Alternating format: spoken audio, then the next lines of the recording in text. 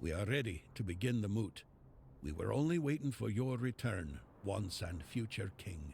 You were strong enough to walk the king's thread. What is your will, my king? What? Glory be to you, once and future king. Thanks to you, Camelot will fall, and with it the dead laws and the suppression of the Dalrida tribes. Thank you, my king, for I, the voice of the Dalrida tribes.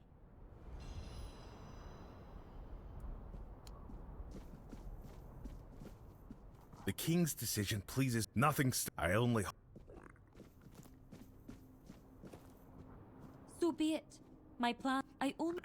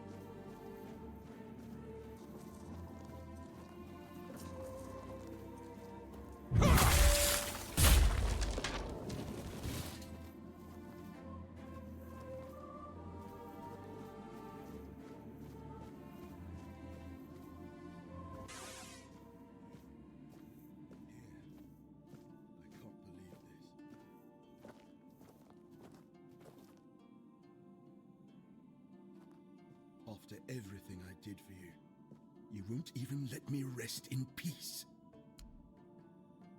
I'm not talking to you, you mongrel. I'm speaking to the one hiding inside you, like a coward. Let me speak to him, young one. Galahad, my friend. We come to you in our hour of need. It wasn't enough to tamper with immortality on your own. You had to drag us into it too? Becoming a Four-Dweller, Arthur? Really? I've always valued your counsel, Galahad. But we were losing the war, and you were no longer at my side. I had no choice but to try becoming as powerful as they were. Nonsense. There's always a choice, and you have made the worst one. How could you fraternize with the enemy? Go against everything we fought for? You're right. I wasn't there. If I had been, I'd have beaten you to death with my bare fists before letting you follow the advice of that old charlatan. It was my choice, not Merlin's. Keep telling yourself that. I always knew the old man was a manipulator. And you had too much on your shoulders to see what he was really doing. I respect your opinion, Galahad. As do I. So, what now? Not that you're giving me a choice. If you take me from this place, my essence will be bound to your will. I never really had a choice, did I? The war. Probably, yes. Do what you want. It's not like I have a choice. Then, is there anything you want to say to me, Galahad? Just one thing.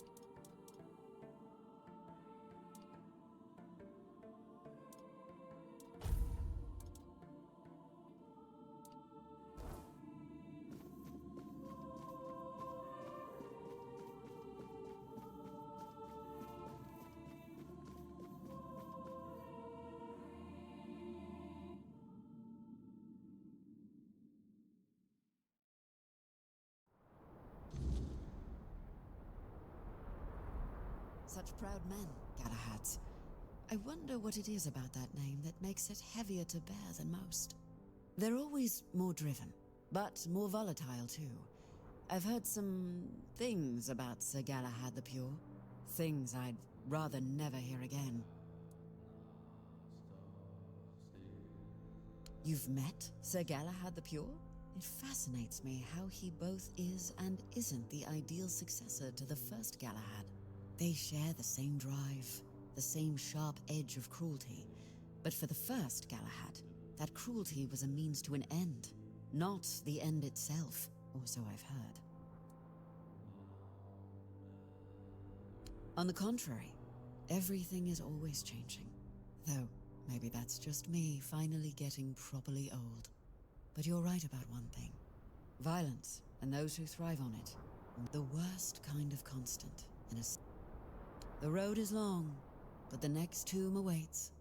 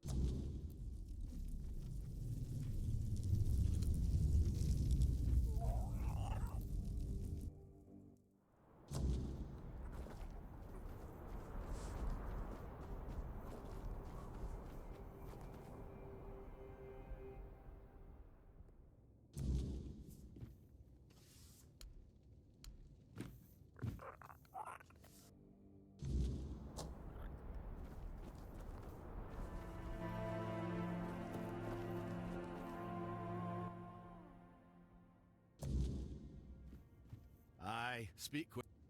I'll take a look at...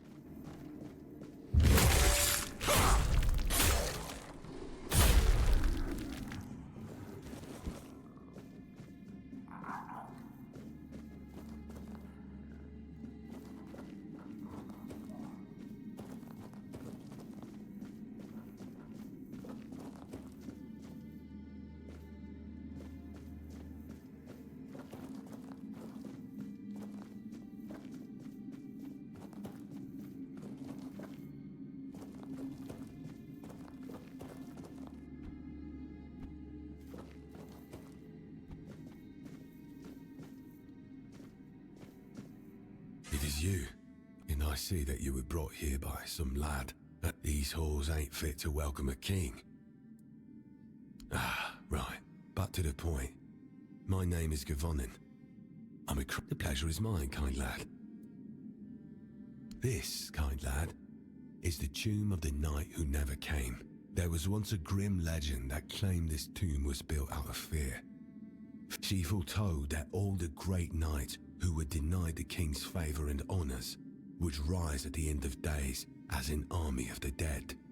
They would march on Camelot, seize the capital, shatter the Round Table to dust, defile the royal relics, and from the ruins, forge a kingdom of their own.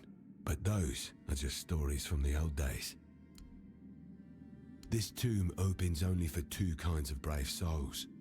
Knights who were never granted a seat at the Round Table, and the king himself. I've been sitting here long enough to know what kind of knight visits the tomb. And your visit? No, I would cease to be. I'm bound here by an oath I made to his grace, but it is perfectly fine. It is.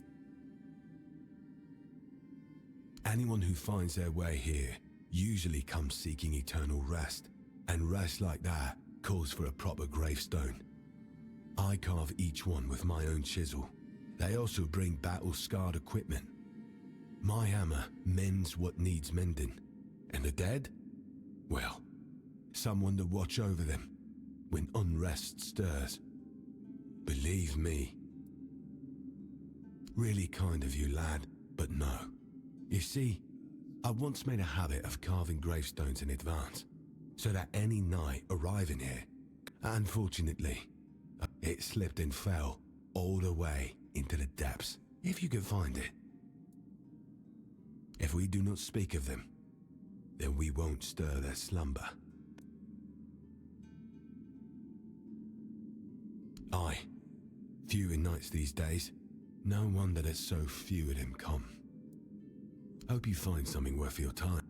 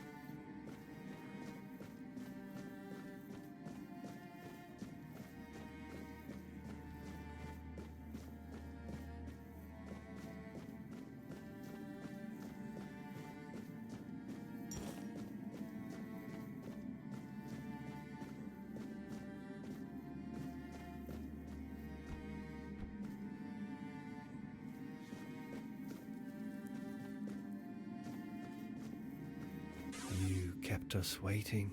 Your tombs gathered quite a lot of cobwebs and spiders. Best tidy up a little. Before... Ah, of course. Of all the forgotten nights who never... When you finally join us, you'll tell us what it was like. I won't deny my envy. But in death...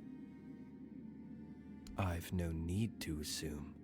But yes, you're right. I suppose I had... Perhaps I was mistaken. I've been resting in a tomb for the past 3 centuries, so... I've been resting in a tomb for the past 3 centuries, unless, of course, you're pointing out that I'm not in my own grave. I came to this tomb of my own accord. I knew our time was drawing to a... I had a few words with Govanon and then headed to... with my own gravestone on my back. Sometimes, When men want something bad, I killed 5 knights. Each one stood higher than me in the race for 4 I cut down during a tournament. The last I drowned in a river. He was drunk as a skunk. Did quite the burden to repent for. Fine lad. If someone's to watch, I imagine long ago he had more to do.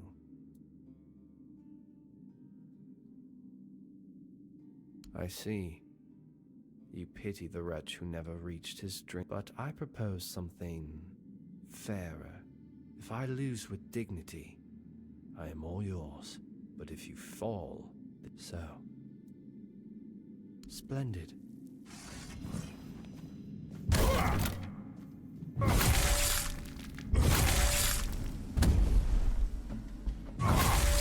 Lost. Oh, how I missed that rush. As I promised, I'll serve. Here is my oath. I shall be ready to fight at your side. Thank you.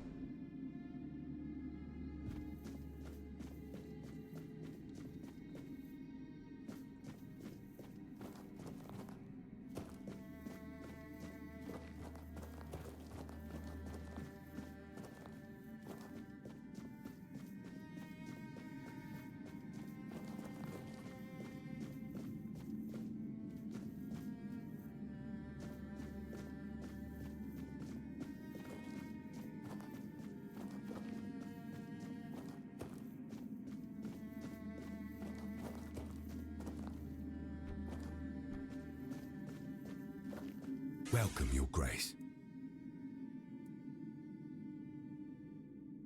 Ah, Savas still lingers then.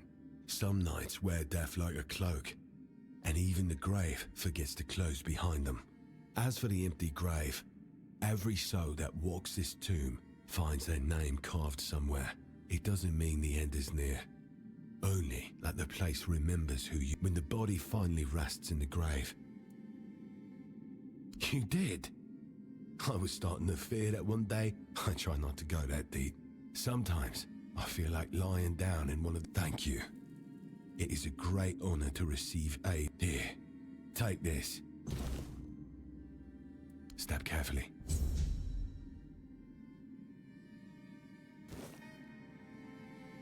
Welcome, you.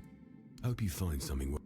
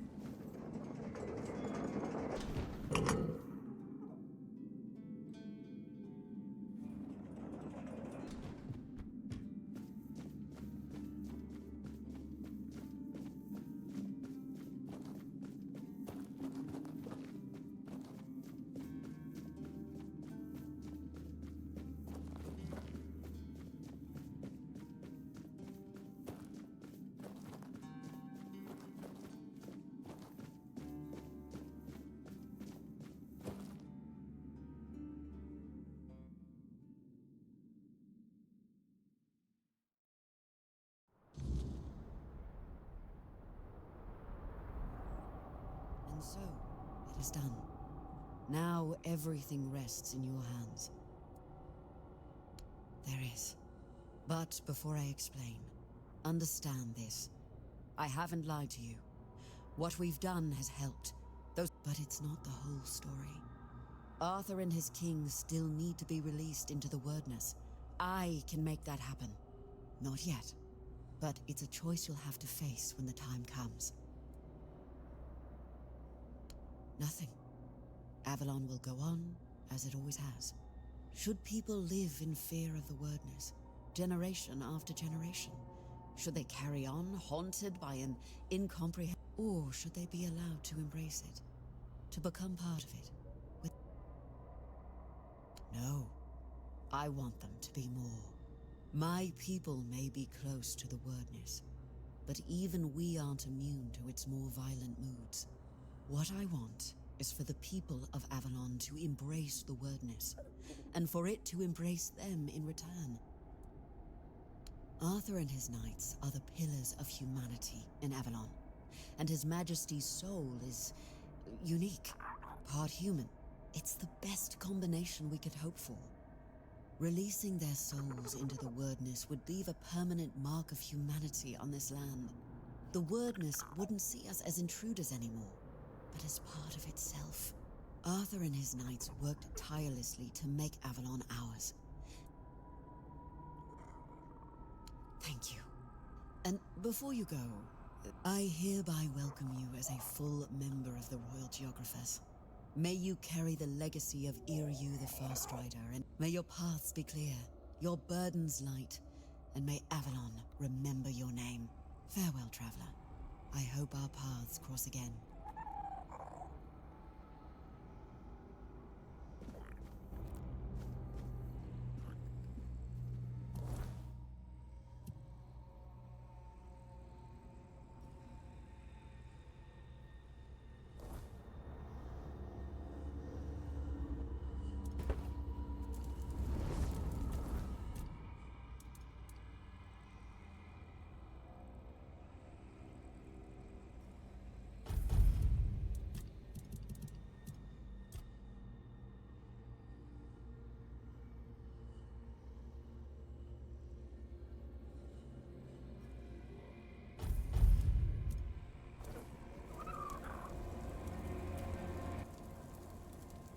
Galahad.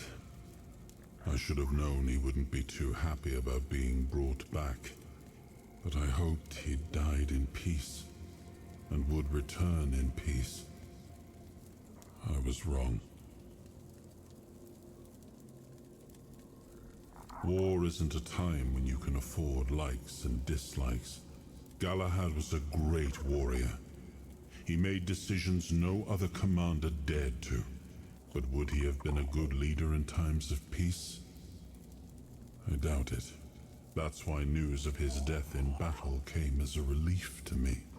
Men like him, once they gain momentum, in that regard, he and Galahad the Pure were quite alike. He led a dangerous expedition, one of the most important of the Age of Conquest. Had it succeeded, the war might have ended much sooner, but it didn't. And so the fighting went on. After the war, I had his remains recovered and this tomb built. Over time, he came to be seen as a noble martyr. Well, you've seen that for yourself. I regret the fate he met. Let's make sure his sacrifice. Meeting him made me reflect on one thing. How many great knights were swallowed by their ambition to sit at the round table. Somewhere along the way, things must have gone terribly wrong. I pity the lost knights of this world. I'm glad this one will have a chance to fight at his king's side.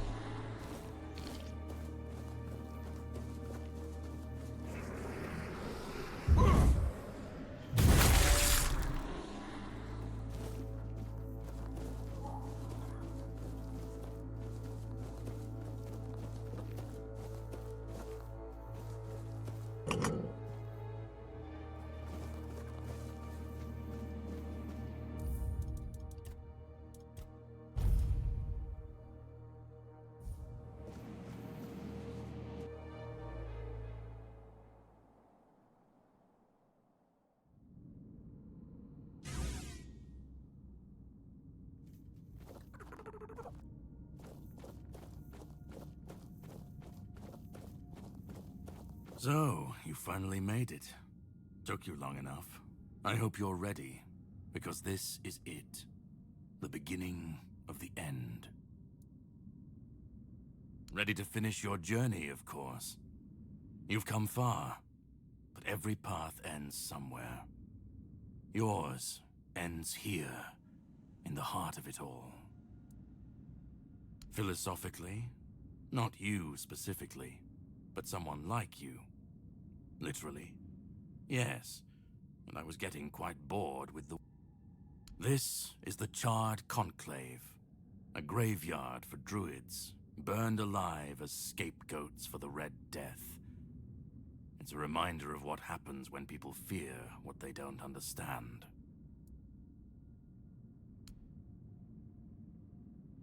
They spoke out. They should have stayed silent, kept to their herbs and potions, but they didn't. They believed their ancient knowledge, ugly and painful truths from times long past, could say, but people don't want the truth when it's covered in blood.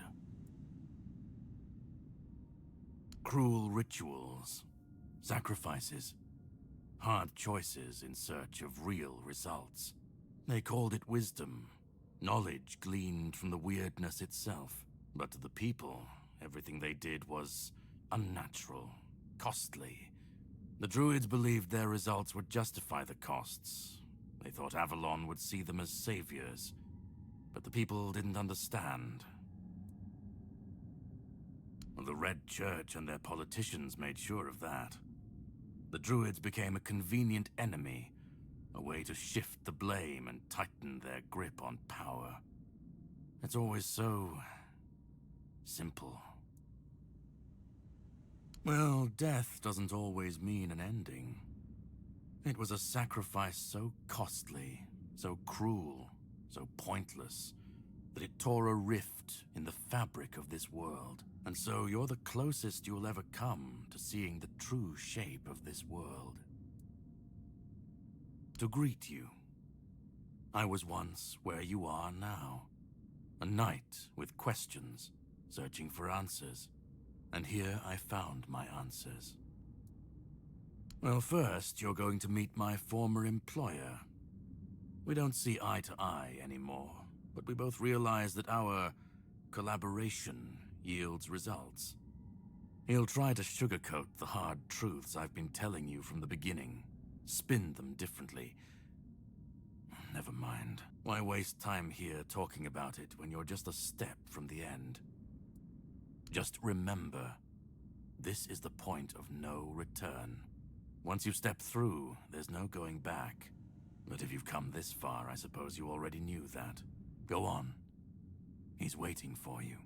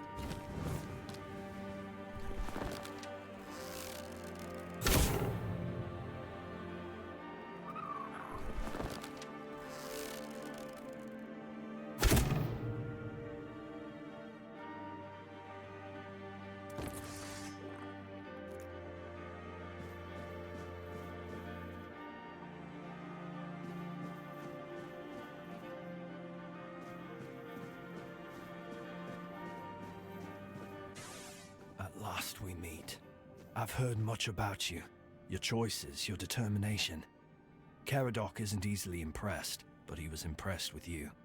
And now, here you are. A truly rare and joyful occasion. Oh, forgive my lack of manners. I am Orin, the last apprentice of Merlin, and the last archdruid of Avalon. I've carried the weight of this land's secrets longer than I care to admit. But names mean little. What matters is the task before us. What lingers here, it's older than Avalon, older than anything we know. What you see is the beginning of Wyrdness itself. Its purest form, raw potential, unshaped by anything but its lack of boundaries and limits. Beautiful, isn't it? Oh, precisely the opposite of what Caradoc wants. I want you to help me resurrect King Arthur. Ridiculous, I know. But yes, that's what it boils down to. At some point, we stopped seeing eye to eye and chose different paths.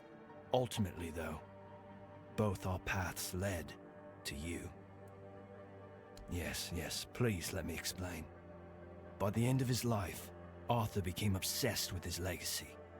He left mementos, artifacts that embodied the virtues he wanted Avalon to preserve. Excalibur, a symbol of loyalty and sacrifice. The crown of Pendragon, a beacon of courage and resilience. The shield of Palamedes, wisdom and independence. But Merlin and the others didn't believe that would be enough. The memory of war and the fragility of peace was still too fresh. So they acted. When the king died, his soul wasn't allowed to move on. It was shattered, bound to those artifacts. A clever solution, but ultimately flawed. They feared losing what Arthur represented more than losing Arthur himself.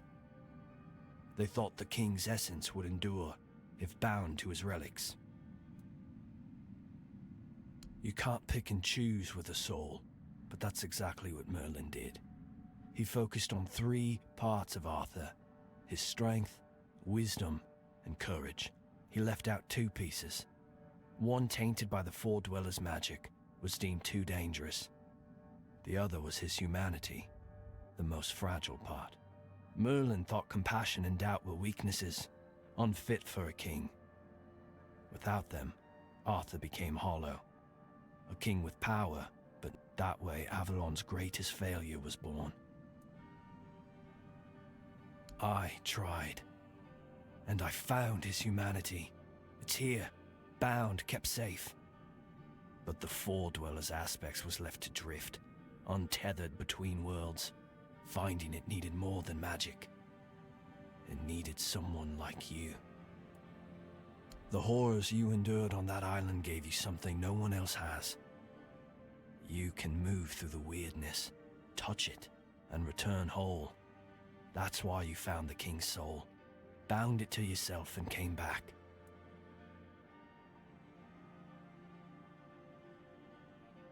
You flatter me. No, I couldn't have predicted all of that. I merely nudged the Red Church in the right direction and asked Caradoc to assist where I couldn't. I can see you're still doubting me. I want to bring back our king, whole and complete. I want him to lead again and safeguard Avalon's future. It won't. This time, Arthur will be whole. A king must be more than power. Because I've seen what happens without him. Wyrdness preys on the weak, and the people are too divided to stand against it alone. Ever they're left without him, without guidance, chaos takes hold. Division festers. You've seen it during your journeys. If things continue this way, Avalon will tear itself apart long before Wyrdness finishes the job. They will follow him. That's what people do. When Wyrdness comes to their doorstep, they'll beg for a savior. And Arthur will answer the call. Help me bring the king back. whole and complete. That's all I ask of you. Now you need to go further. I made my case. This is the only way for Avalon to survive.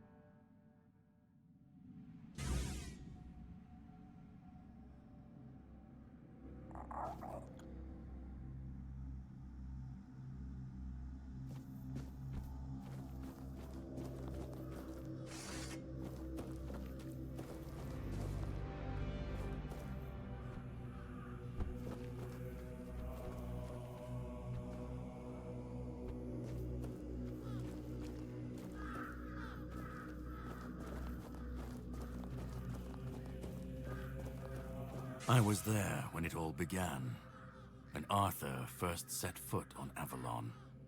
I was a knight in his army. We believed in him, in his dream, in his kingdom. Every battle felt like a step closer to peace.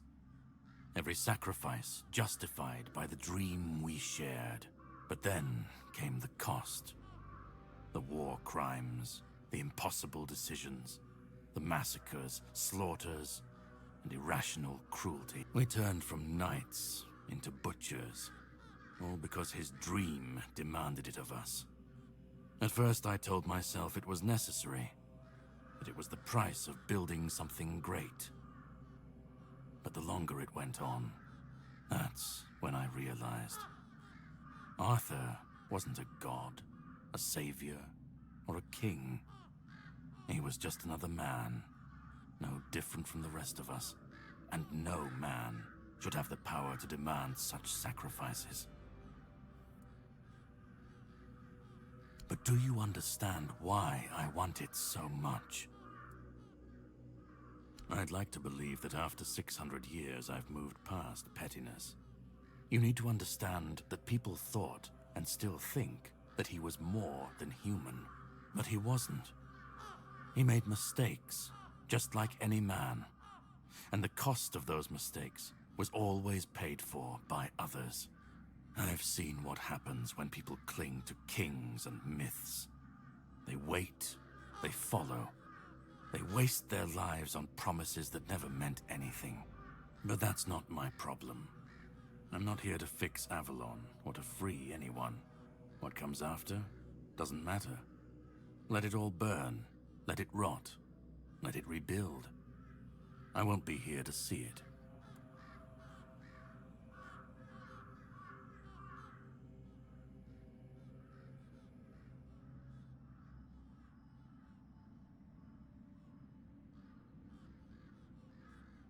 Arthur's the only myth that still holds weight. And when he's gone, a puppet king, another empty throne, maybe they'll keep pretending for a while. Let them stand, let them fall. It's not my concern. If the Wyrdness takes them, so be it. At least it won't be another king's failure. Another lie propping up a dying world. Call it chaos, call it freedom, I don't care. Let them rise, let them fall. Let them tear each other apart. I just want to watch it all come down. To see the last lie collapse under what comes after. then let it. If this world can't stand without a dead king propping it up, maybe it deserves to fall. I've lived longer than any man should, seen more than anyone should ever bear. And I've waited centuries. And we'll never know if that's true, because we've never tried. And who ever said that we were meant to survive the Wyrdness at all? We were fools to tamper with forces we didn't understand. Such violations of nature's order cannot go unanswered. The bill comes due, sooner or later. This cannot be allowed to continue. Listen, it's taken longer than I ever imagined, but now, here we are. You've done what no one else could. You've brought Arthur's soul back together. Almost complete, but not quite. So, thank you for bringing us to this moment. You're close now. Just one more step. The last fragment of Arthur's soul is waiting for you. And then, we'll meet again. Go. Find the last piece, and let's end this.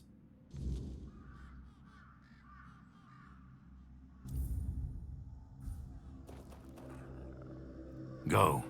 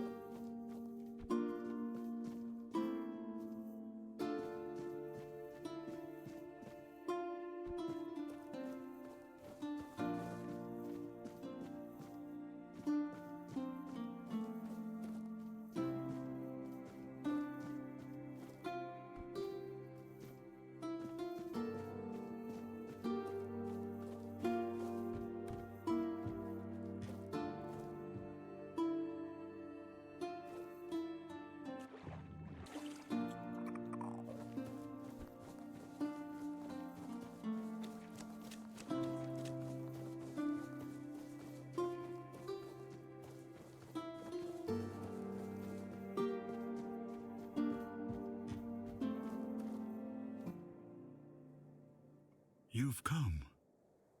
The one who carries what's left of me. Please, don't come any closer. Just let me finally die. Because I've had enough. Enough of being torn apart and stitched back together.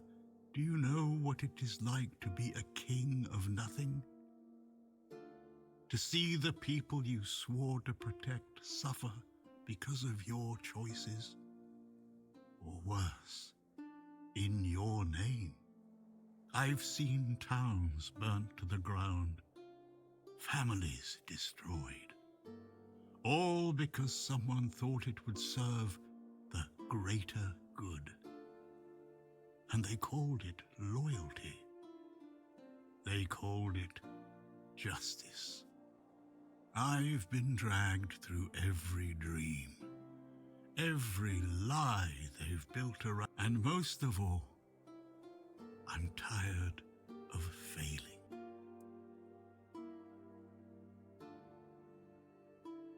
Orin wants a king, not me. He doesn't see the broken man behind the myth. He sees a symbol, a weapon to wield against the Wyrdness. But symbols aren't people. They're empty. And the more they're used, the more they hollow out the one who carries them. Do you know what it's like to be a weapon? To be forged, sharpened, and thrown at every problem? He thinks ending me will free Avalon. But what then? Without an idea, a light to guide them, they'll stumble, lose their way, and turn on each other. People always seek something to follow, something to believe in.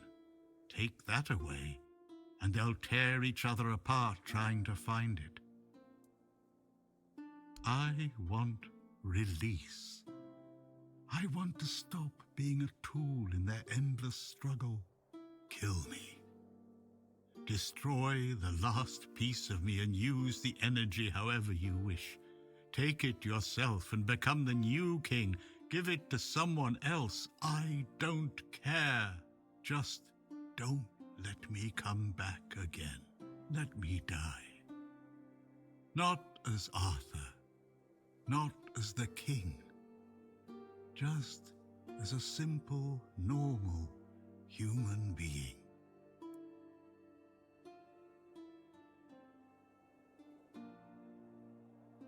Isn't that what you've been doing all along? Carrying what's left of him? You've already taken up the humanity I was meant to represent. Doesn't that prove Arthur doesn't need me anymore? I don't care. Do you know how freeing that is, to finally not care what happens next? Whether Orin gets his king or Caradoc gets his ruin? To not feel the burden of all my failures? To not see my memory tarnished, my plans, goals, and ambitions dragged through the mud? To not see the suffering my name causes? No more deaths in my shadow. Another way? There's always another way, isn't there? Another cycle, another resurrection, another lie to keep the world spinning. But please, not for me. Not anymore. I've had enough. I don't want another chance. Do what you think is right. That's all I can tell you. And that, you hold the choice. I don't care who you side with. Orin, Caradoc, or no one at all. You have all of my soul. I don't even want to. Just let me go. Let me die. Please.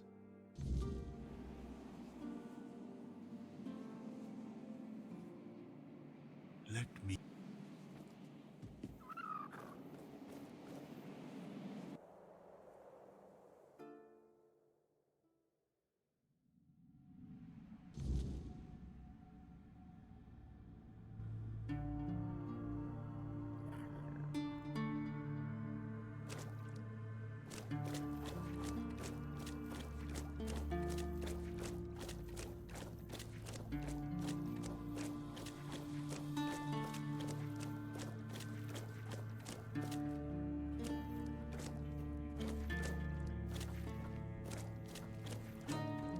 Help me bring the king back, whole and complete. That's all I ask of you. Now you need to go further. I made my case. This is the only way.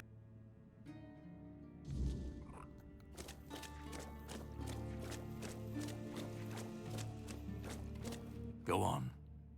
He's waiting for you.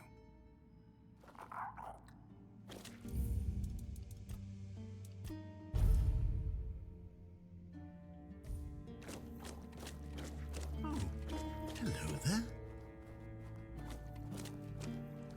Let me go. Let me finally.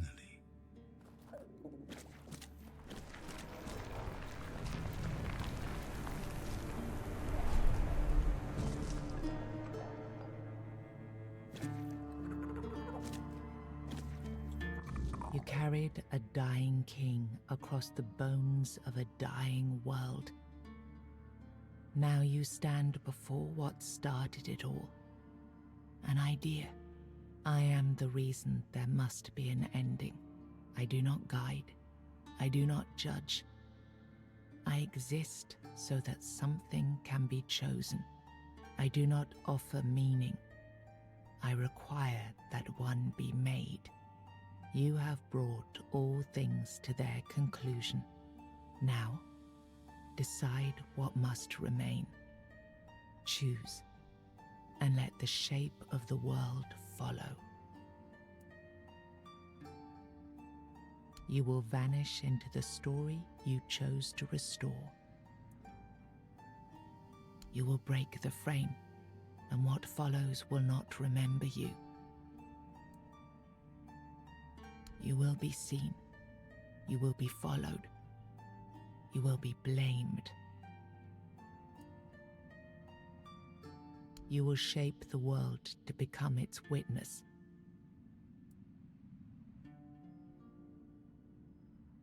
He shall find his way home. The tear between the worlds shall close.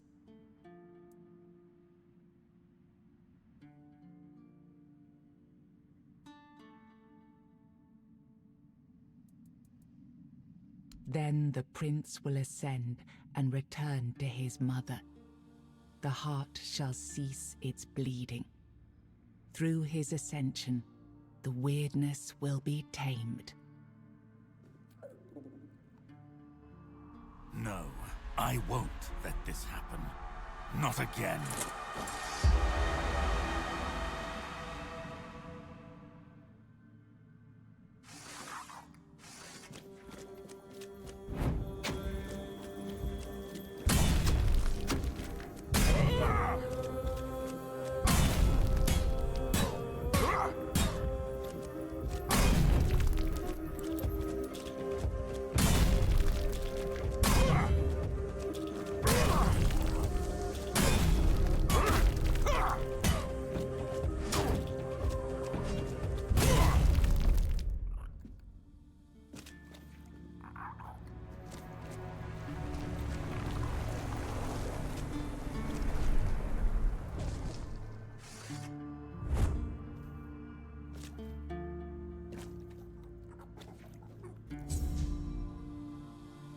You uncovered the truth buried in the weirdness and used it to return Arthur to where he truly belonged, ending the cycle and securing Avalon's future. The four-dweller mother's heart, no longer bleeding, sealed the wound in the world, and with it, ended the Red Death that had stolen so many lives. And so, the legend of King Arthur began to fade. In its place grew a stronger Avalon, where the weirdness was no longer feared, but understood. With One Eye and Captain Brandon working side by side, the South found a peace it hadn't known in years. The roads stayed open, the fields were guarded, and the people finally felt safe. No longer bound to Camelot or the Knights of the Round Table, it became a land ruled by its own people on its own terms. The men here stayed in Kuenacht, but Yvain failed to rally the minds and hearts needed for his Grail quest. With no clear leaders and rising tension, both Kuenacht and Camelot grew fragile, drifting toward division, with no one left to hold the line. You awakened the giants, and with them at their side, the Dal Rita conquered Camelot. As the capital fell, the customs of the tribes spread across Avalon. Not everyone welcomed them, but the change had already taken root. Firgas was named the new Galahad the Loyal. With One Eye and Brendan backed by the Dal Rita of the Forlorn Swords, he saw that the South's alliance was strong enough to stand on its own. He urged Camelot to leave the South in peace and turned his attention to securing the rest of Avalon. The captain led the South to independence, breaking all ties with Camelot. Under his rule, the horns of the South flourished. Merchants, pilgrims, and adventurers returned to the roads, and prosperity once again reached the far corners of the land. One Eye ruled the South, with the horns of the South at his side. Over time, the Dalrita of the Fallen Swords rallied to his banner, forging a unified force. With the South secured, he stood in a strong position to launch future conquests across Avalon. Nianta left Kuanat with Yvain, and her fate remained unknown. Yet among the people she once served, tales of her devotion and courage endured, and her name was remembered with respect. Maggott chose to remain in Kuanat, and the people stayed with him. Over time, they grew to trust him and often sought his wisdom. In time, he took on an apprentice, planting the first seeds of a new druidic tradition. Eufre left Kuanat alongside Yvain, despite concerns about his age. His fate remained unknown, but the people admired him for finding purpose at the end of his life, and spoke of him with lasting respect. Ailey turned to the merchants for support, and for a time the hospital prospered. But when they began charging patients for care, she walked away and opened her own small practice, refusing to serve profit over healing. The Volker joined the rest of the Dalrita without a matron and without Mathar's blessing. Even so, their warriors kept the ferocity they had once been famed for, tempered now by a clarity that left the other tribes uneasy. They were respected, but only barely. For what greater dishonor is there than turning one's back on the goddess who had made them what they were? Ingrid turned away from the eternal sleep, choosing life over dreams. In time, she began to rebuild the Thoid among the living, planting the first seeds of a new future for her scattered people. Under Dav Hamra's leadership, the Ulf grew stronger but more isolated. The tribe and the Stone Wardens became one, bound by a new symbol of strength, a steady hand against the chaos beyond their borders.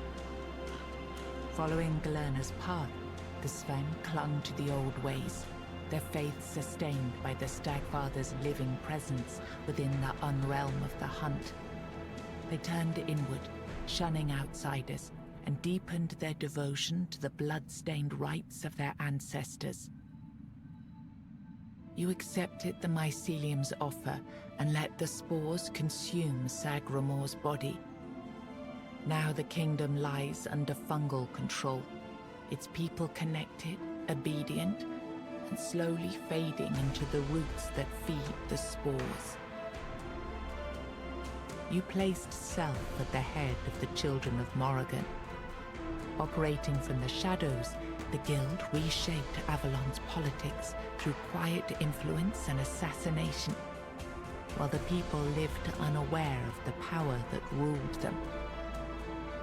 You chose to dismantle the children of Morrigan. There were no more crows to carry out her will, for now. Morrigan withdrew into silence, patient as ever, waiting for the day when new souls would rise to serve her again. You chose to free the Four-Dwellers, but captivity had broken their minds. They turned on their savior and were slain. Without the song, the Stone Warden craft ended, and their legacy was lost with the death of the last of their order. You and Bjorn remained together, sharing a quiet life until the end. No great songs were sung of your days, only the simple bond of two souls who chose each other. After returning to Camelot, Killian lived quietly for a time. When he vanished, few asked questions, Unsettling rumors had always followed him, and most preferred not to remember. O Queen Cinnamon Sage never forgot the bond he shared with you. Proud of the path you chose, he built a small shop near your grave, and in quiet moments, still spoke to you as he once did. A friend loyal beyond the bounds of life.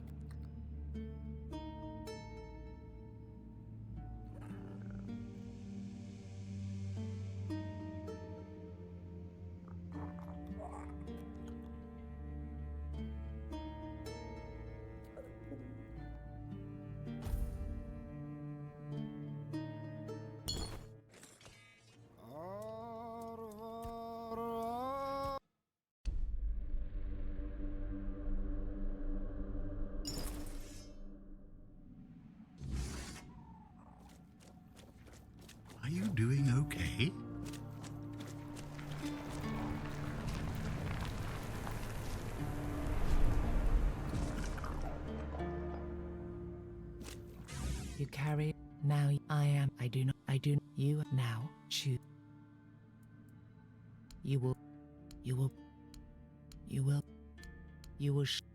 He shall. Who do you have in mind?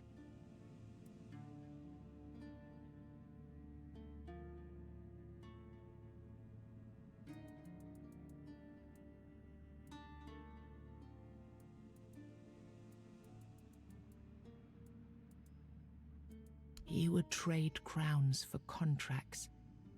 A world ruled by law, not lineage. She would lead through care and quiet faith. Reverence would rise, but so would the silence around it. He would build a world with no kings.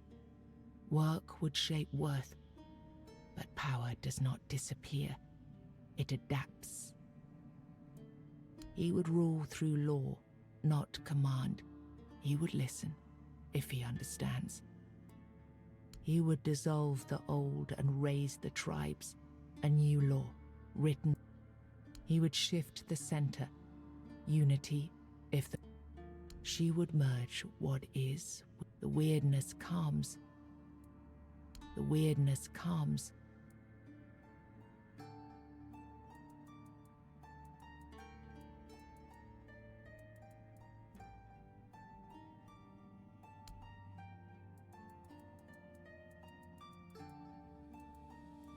Then the idea shall develop, its shape intact, but the soul is not yet yours to give. First, you have to bring some. If this is what you want, then so be it.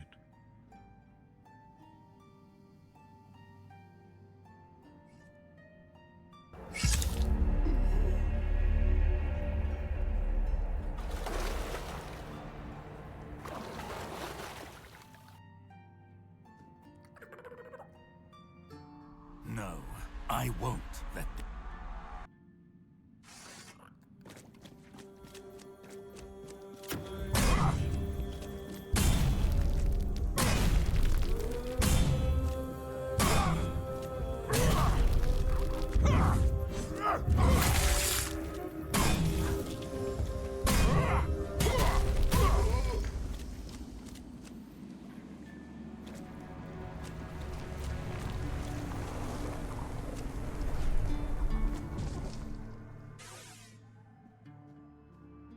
You think any other human could wield this power?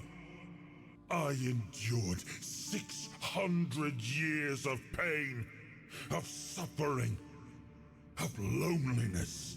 I made the sacrifices, me! And now you think you can take it from me? The hubris. No. I reject your claim. I will reforge Avalon. Perfect this time.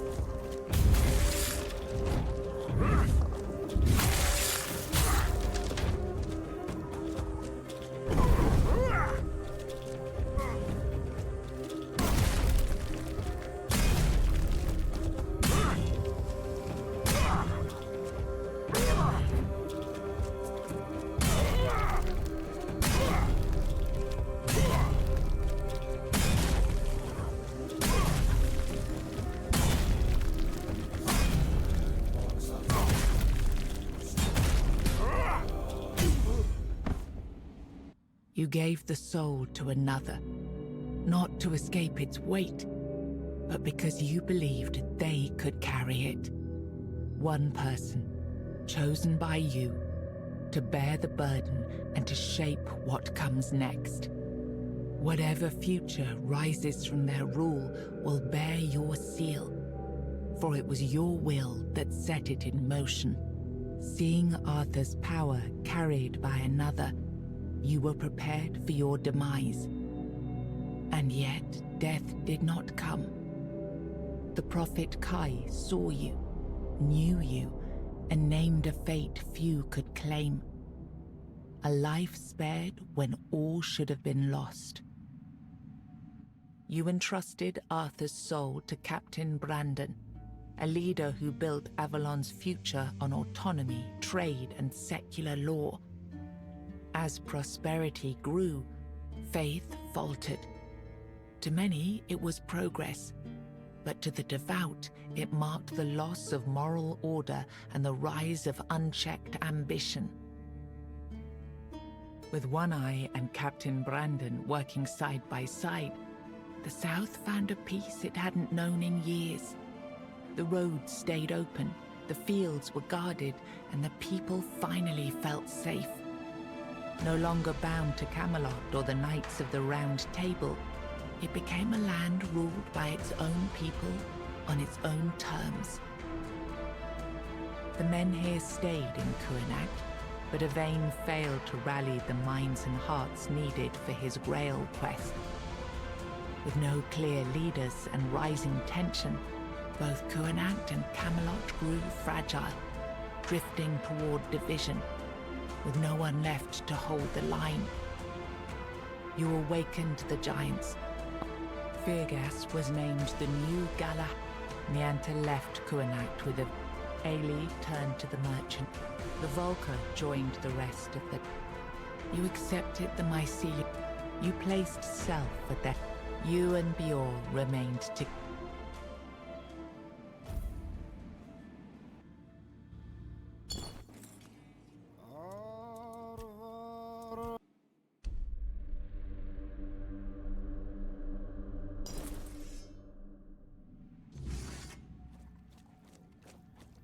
Are you doing okay?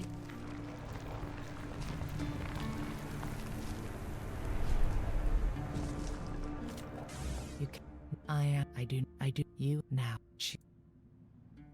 You will, he shall... Who do you have in... She would he would, a world, he would, he, and he, she, the weird.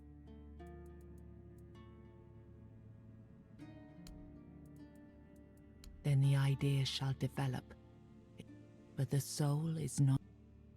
If...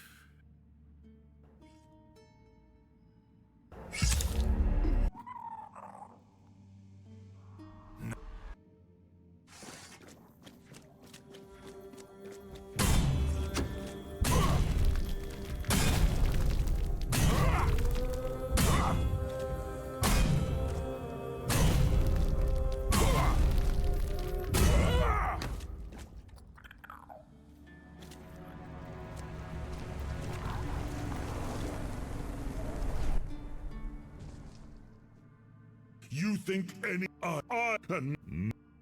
I will...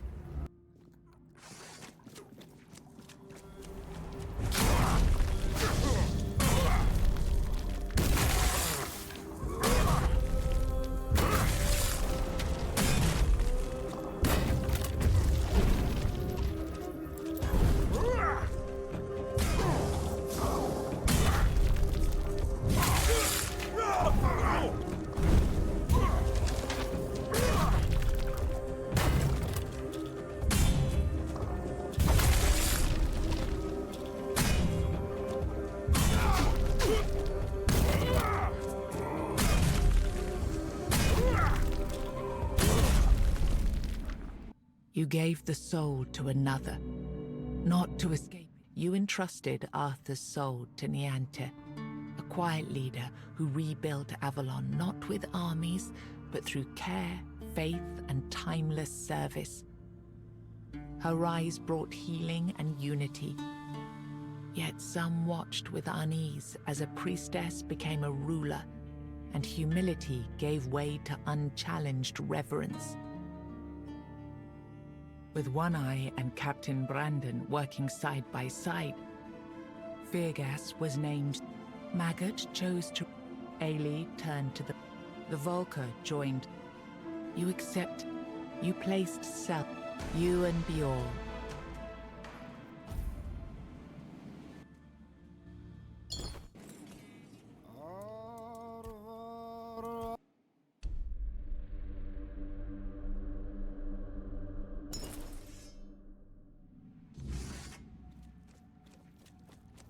Oh, hello there. You carry. I am. I do. You now. You will. You will. He shall. Then the idea shall endure, unquestioned. I begged you not to do this. I begged you.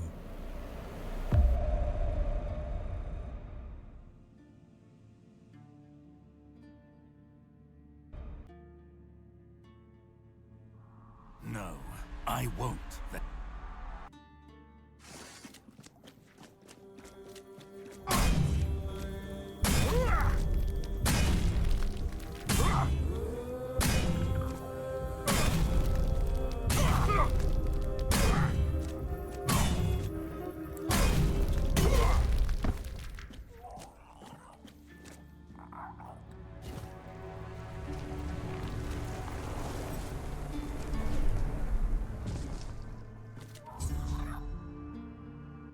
Through your sacrifice, the king returned, entire, unbroken, and ready to reclaim his throne.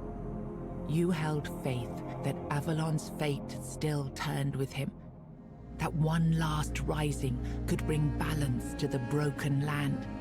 Now he rules again, and the world bends to the weight of your choice, for salvation or for ruin. You gave everything to restore the king, and your journey ended with his return. Closing your eyes upon the sight of Arthur's triumph, you felt no regret, only the certainty that your final choice had been the right one. With One Eye and Captain Brandon working side, Feargas was named. Nianta left. Ailey turned. The Volker joined. You accepted. You placed self. When you rose as...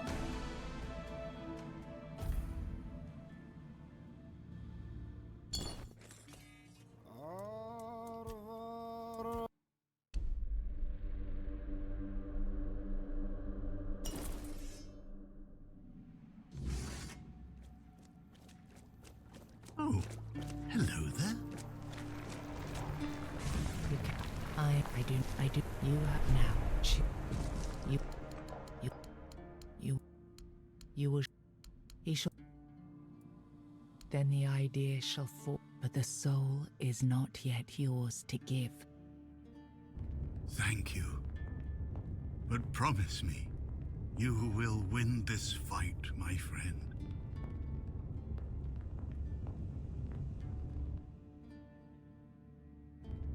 After everything you've seen, you side with Caradoc. Then all the suffering, all the pain, meant nothing. I am disappointed. Now I am Avalon.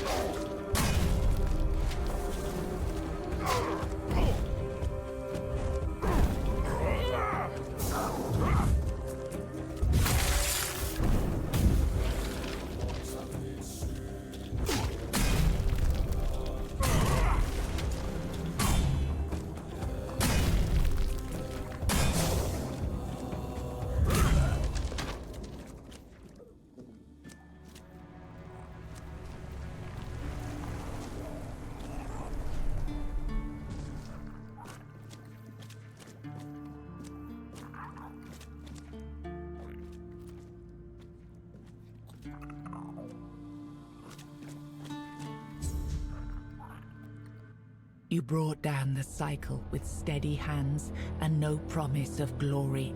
You did not claim the throne. You buried it. There is no king now. Only the truth you made and the path others may follow. You had no answers, only scars and the will to keep walking. And sometimes that was enough to keep others going too. With one eye and Captain Feargas, Nianta left Kuanak. Ailey turned. The Volker joined the... You accepted. You placed self. You and Bjorn.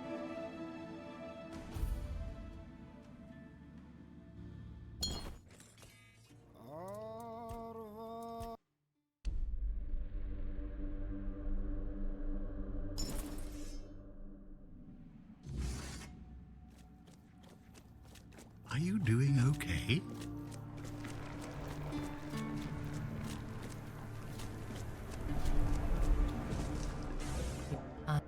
You now.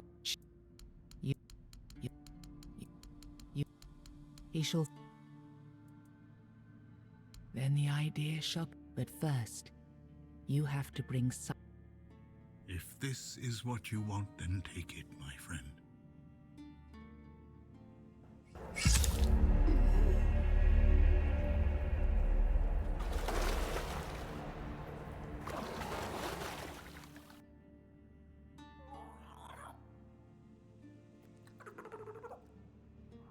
No, I won't.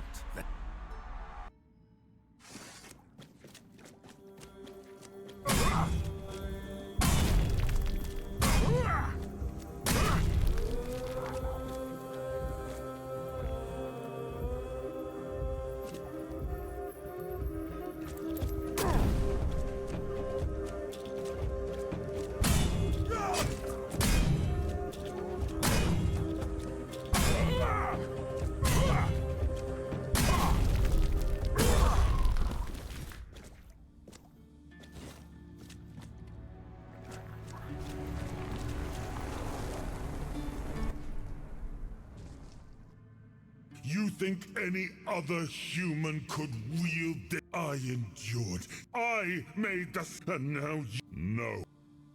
I...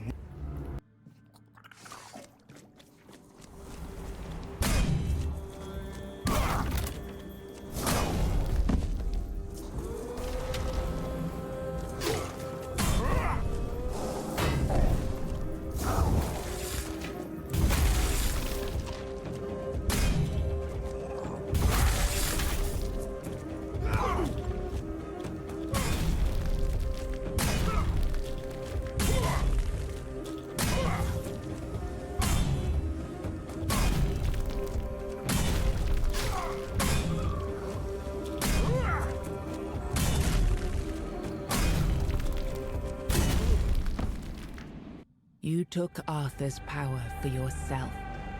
Whatever drove you, need, ambition, or will alone, the strength of a king was now yours to command.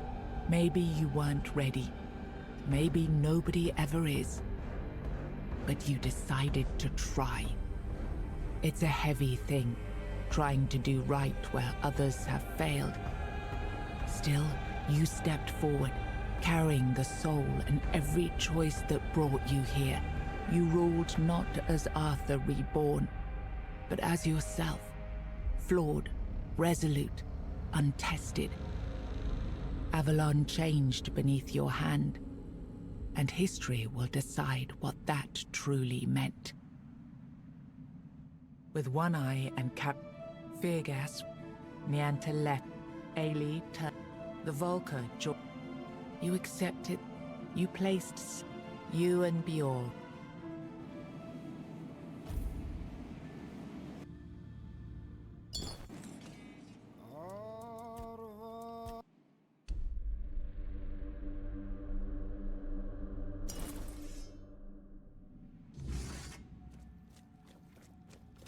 Oh, hello there.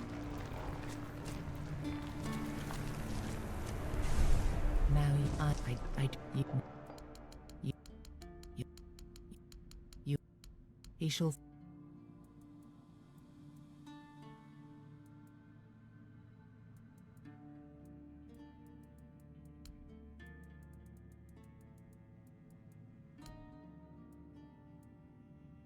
Who do you...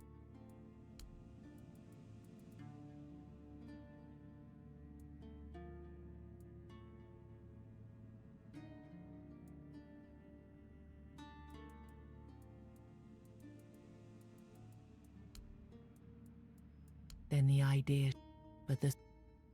If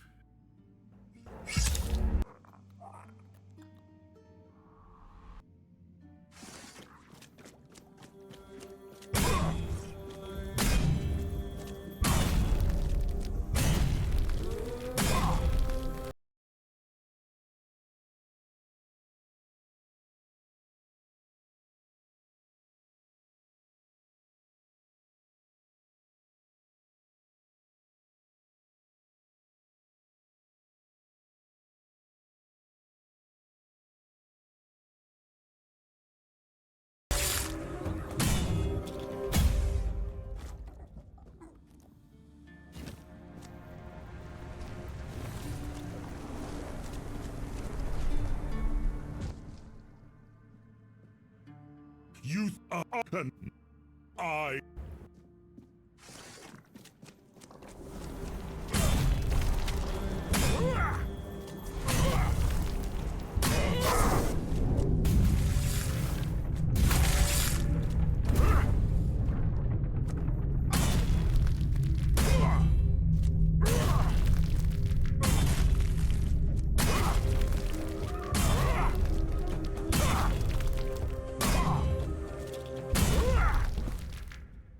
You gave the soul to another, not to escape it. You entrusted Arthur's soul to Aerfur, a blacksmith who built a system where everyone worked and no one ruled from above. His reforms reshaped Avalon, but the former elites didn't disappear. They adapted, keeping their influence through quieter, less visible means. With One Eye and Captain Brandon working, Feargas was... Nianta left. Ailey turned. The Volker joined. You accepted. You placed... You and Bjorn